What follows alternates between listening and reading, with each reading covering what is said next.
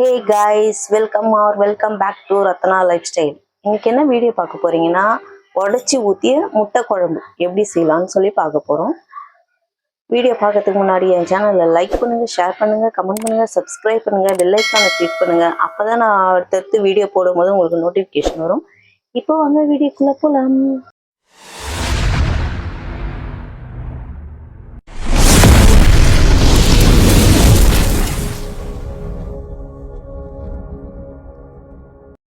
முட்டை குழம்புக்கு தேவையான பொருட்கள் பார்த்துக்கலாம்.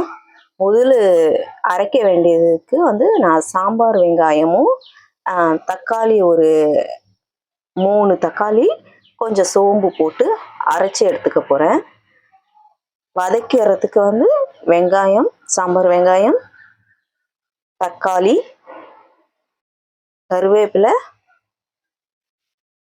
லாஸ்ட்டாக கார்னிஷ்க்கு கொத்தமல்லி, இஞ்சி பூண்டு பேஸ்ட்டு, கடுகு, காஞ்ச மிளகாய் தாளிக்கிறதுக்கு,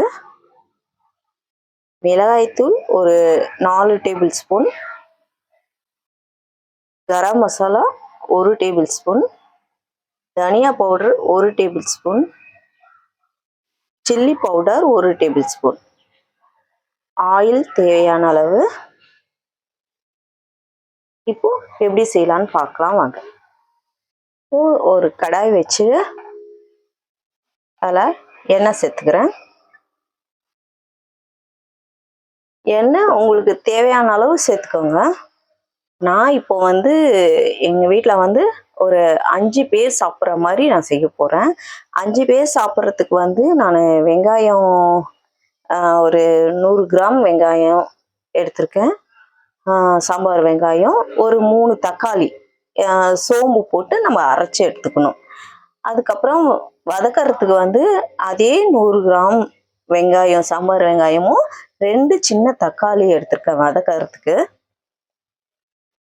இது 5 பேருக்கு கரெக்டாக இருக்கும். எண்ணெய் காஞ்ச உடனே நம்ம கடுகும் காஞ்ச மிளகா போட்டு எடுத்துக்கலாம்.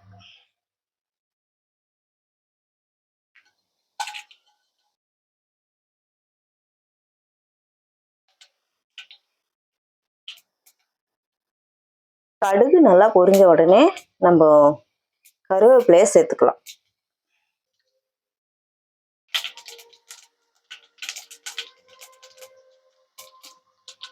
இப்போ கருவேப்பிலை சேர்த்துக்கிறேன்.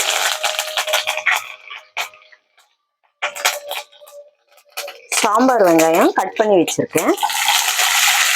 ரொம்ப இல்லை, 2 கட் பண்ணி வச்சிருக்கேன்.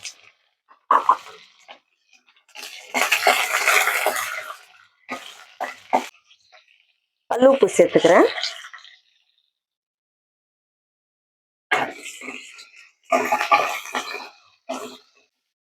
சாம்பார் வெங்காயம் போட்டு செய்யுங்க.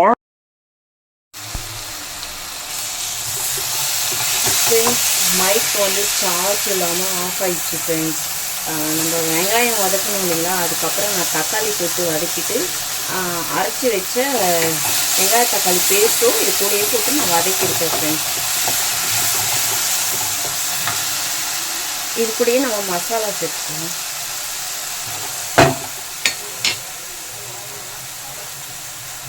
சில்லி பவுடர் 1 டேபிள் ஸ்பூன்,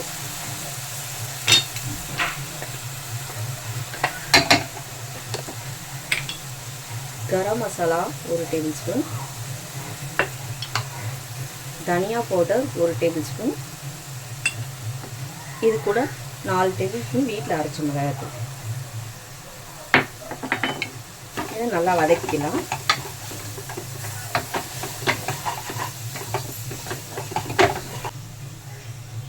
தண்ணி சேர்த்துக்கிறேன்.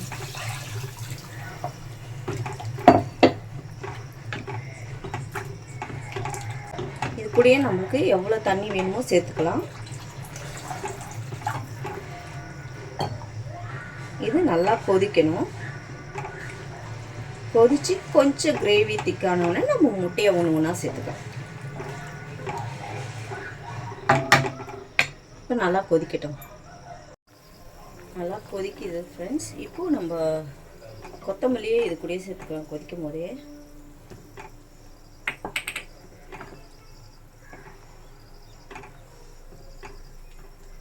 பாருங்கள் நல்லா கொதிக்கணும். கொதித்து கொஞ்சம் நல்லா கிரேவியாக வரும்போது ஸ்டாப் பண்ணிக்கின்னு ஸ்லோ ஃப்ளேமில் வச்சு நம்ம முட்டையை ஒன்று ஒன்றா உடச்சி ஊற்றி சேர்த்துக்கணும். ஏன்னா இது சிம்மில் வச்சு தான் செய்ய முடியும், இல்லைனா முட்டை வந்து அப்படியே பிரிஞ்சிடும். அதுக்காக பாருங்கள் கிரேவி ஓரளவுக்கு திக்காயிடுச்சு. இந்த டைமில் நம்ம முட்டையை உடச்சி ஊற்றிக்கலாம். ஃபுல்லாக சிம்மில் வச்சிடணும். ஃபுல்லாகவே சிம்மில் இருக்கட்டும். ஏன்னா நம்ம ஒரு ஒரு முட்டையாக உடச்சி அதில் ஊற்றணும்.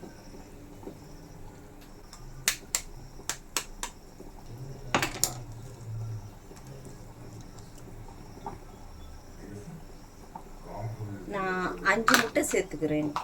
5 பேருன்றதுனால 5 முட்டை சேர்த்துக்கிறேன்.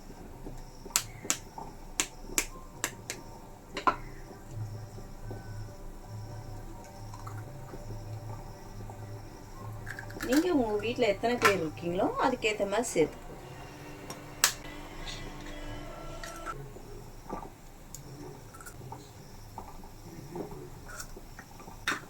இப்போ இது அதுலேயே கொஞ்ச நேரம் வேகட்டும். நம்ம கலர் கூடாது. கலர்னால் அப்படியே முட்டை வந்து ரொம்ப இழைஞ்சிடும். இந்த மாதிரி இருந்தால் தான் நம்மளுக்கு வேகும்போது கொஞ்சம் நல்லா திக்காக கிடைக்கும். வச்சு சாப்பிட்றதுக்கும் நம்மளுக்கு சாப்பாடுக்கும் ரொம்ப நல்லாயிருக்கும். கொஞ்ச நேரம் அதை வேகட்டும். நம்ம மூடி போட்டு வச்சிடலாம்.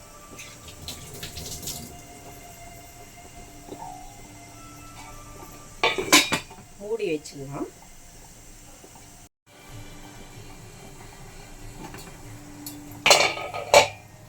இப்போ நம்ம ஒன்று ஒன்றா கொஞ்சம் திருப்பி போட்டுக்கலாம்.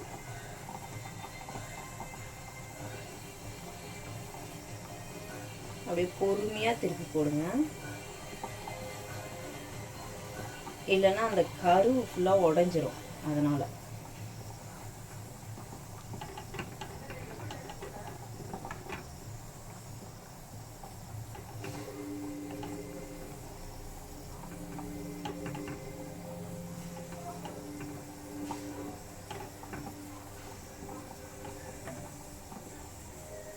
பொறுமையாக போடணும். இப்போ இந்த பக்கம் கொஞ்சம் குக் ஆகட்டும். ஒரு 10 நிமிஷம் கழித்து வந்து பார்க்கலாம்.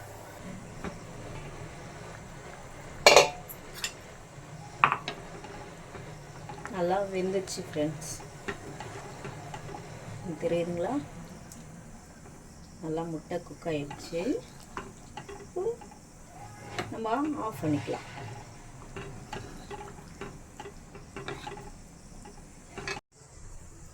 ரெடி ஆயிடுச்சு ஃப்ரெண்ட்ஸ்.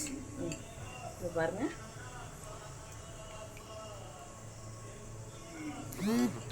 ரொம்ப நல்லா டேஸ்ட்டாக இருக்கும் ஃப்ரெண்ட்ஸ் இந்த முட்டை குழம்பு. நீங்கள் முட்டையை வந்து முழுசாகவும், சில பேருக்கு வந்து இந்த மாதிரி உடச்சி ஊற்றி செஞ்சால் பிடிக்காது. எங்கள் வீட்டில் அவருக்கும் அப்படி தான். நான் தனியாக பாயில் பண்ணி அவருக்கு மட்டும் நான் போட்டுருவேன். என் பொண்ணுக்கு எனக்கெல்லாம் வந்து இந்த மாதிரி தான் பிடிக்கும் முட்டை குழம்புன்னா. அதனால் நான் இது மாதிரி உடச்சி ஊற்றி தான் செய்வேன் ஃப்ரெண்ட்ஸ். நீங்களும் இதே மாதிரி செஞ்சு பாருங்கள். இது வந்து தோசைக்கு, சப்பாத்திக்கு, இட்லிக்கு எல்லாத்துக்குமே இந்த கிரேவி வந்து சூப்பராக இருக்கும். நீங்கள் நான் சொன்ன முறையில் நீங்களும் அதே மாதிரி செஞ்சு பார்த்துட்டு எனக்கு எப்படி இருக்குன்னு கமெண்ட்டில் சொல்லுங்கள். நாளைக்கு ஒரு புது வீடியோவில் உங்களை சந்திக்கிறேன். பாய்.